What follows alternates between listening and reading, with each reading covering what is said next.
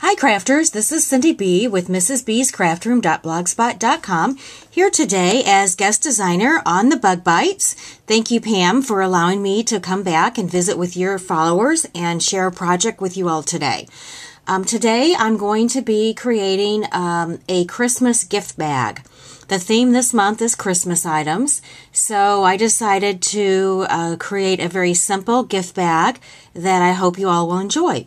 So the cartridge that we'll be using today is from, let's see,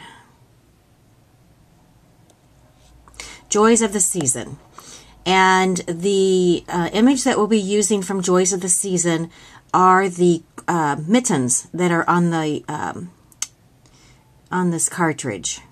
Let's see, where are those little mittens? Here they are. So they're key 1020, key 20 under the shift lock button. So I have already selected that image and it's on my mat, and I have sized the mittens at 7.13 by 4.29. Now, because I didn't want the detail of the mittens to cut out, I went ahead and using the hide contour feature, I have gone ahead and I have taken out, it had some little cuts at the top and the bottom, and I've gone ahead and taken those out, and just basically now we're going to cut those mittens out, and that's it. That's all from the Gypsy that we're going to be cutting today, and we'll get right to our project. Okay, I have my Gypsy connected to my Imagine, and I'm ready to cut. So on the Gypsy we're going to select the cut button, and at that point we're going to select load mat.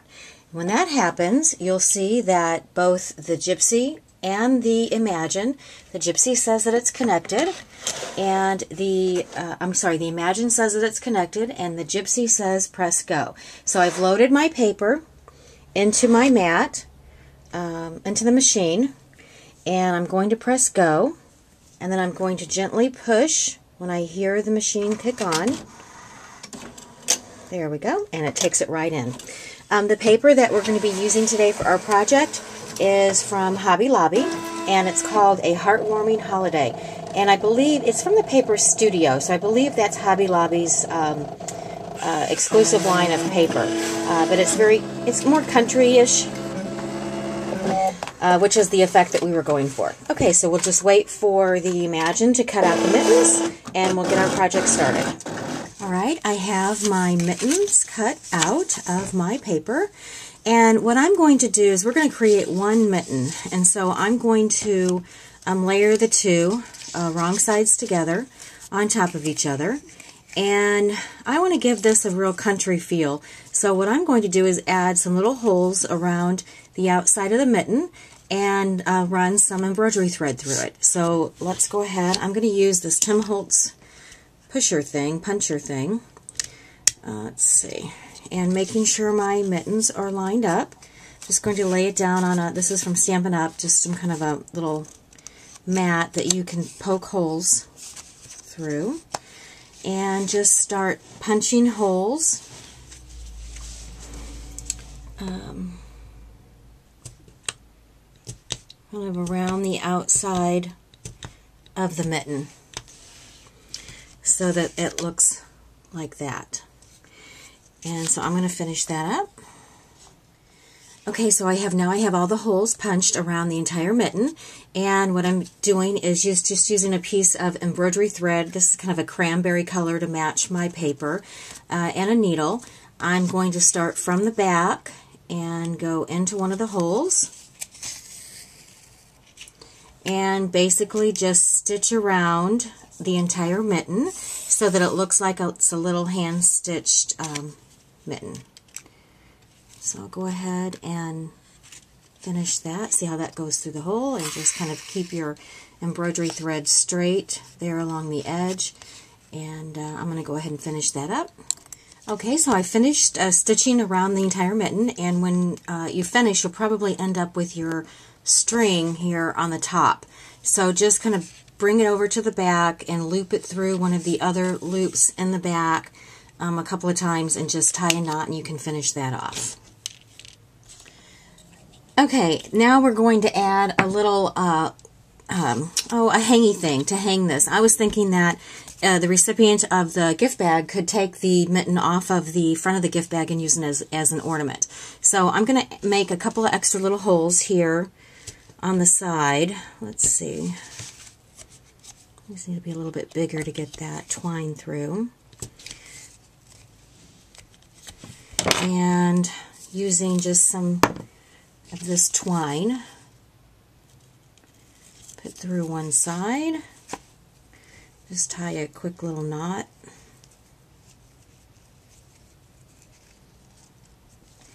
and kind of measure off how big you want that to be. I'm making mine a little bit longer because I'm going to tie a little knot at the top of it. So I'll just put that through. That's why I'm going to make your hole a little bit bigger, because it sometimes doesn't want to go through. There we go. Alright, and just tie another knot on that side. There we go. Now I just kind of wanted to tie a knot here at the top, just to kind of give it more of that country hanging up feel. So there we go. See how that goes? Alright, and then on the back, just trim off that extra that's hanging off the back. Alright, so next we are going to put a ribbon around our mitten, and I'm just using some ribbon from Stampin' Up. It really kind of coordinates with this paper. It was just kind of by accident. And let's see. I'm just going to take a piece of ribbon and tie around the top portion of the mitten. I can get this to tie. I'm kind of at an awkward angle, so my fingers are not working yet this morning. Alright, so I'm just going to tie it just like that, kind of scooch it over to the side, and then I'm going to make a fancy bow. And the way I'm going to do that is using a bow maker that I purchased at Michael's, and some of you may have seen it before. It's called the Mini Bow Dabra. It's very simple to use. First I'm going to cut a piece of ribbon, which will be my tie ribbon, and then I'm going to lay that across the center here, and then I'm going to make a double bow for this one, a small double bow. So you basically lay your ribbon in through this little area here, loop it back like that, and you can make the loops as big or as little as you like, and I'm just going to do that 4 times. And it doesn't have to be perfect. This is really a fun little bow maker. And trim that off, and once you've done that, you just bring up the 2 side loops, the 2 side pieces of the tie ribbon, and tie those and kind of pull it up as you tie it, and there you've got a fancy little bow. And then you of course want to mess with it a little bit to get it to lay properly, but pretty much turns out pretty cute.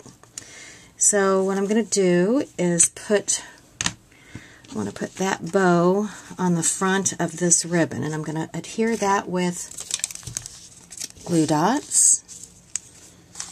So we'll go ahead, put a glue dot on there, and I'm just going to cover up the knot that I made with the ribbon. Attach that, and then I'm just going to trim the tails a bit on this bow.